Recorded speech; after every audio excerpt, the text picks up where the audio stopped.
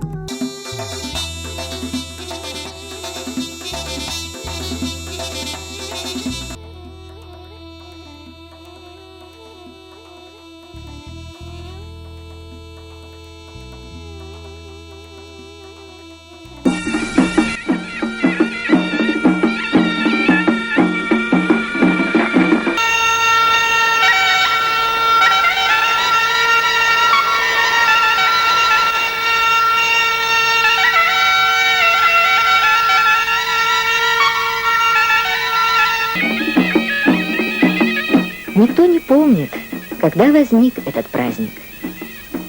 Каждый год в долине цветов собираются жители окрестных селений, чтобы отметить окончание весенней страды.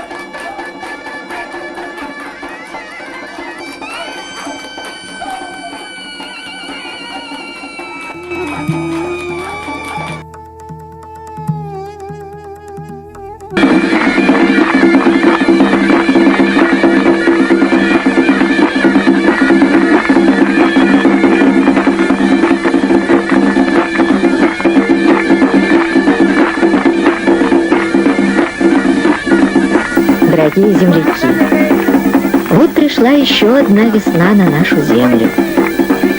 Счастья вам, мои родные, счастья в жизни, успеха в труде.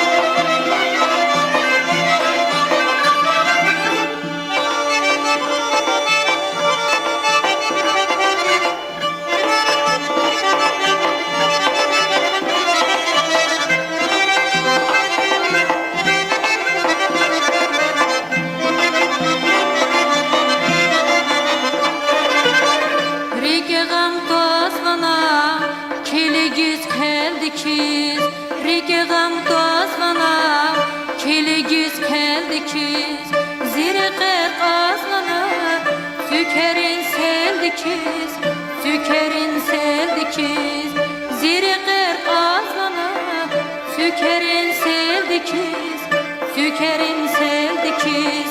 Bez bu çizvil ve hela qeliz vayarına, sükatuz kan kayıkan rakurza vxarına.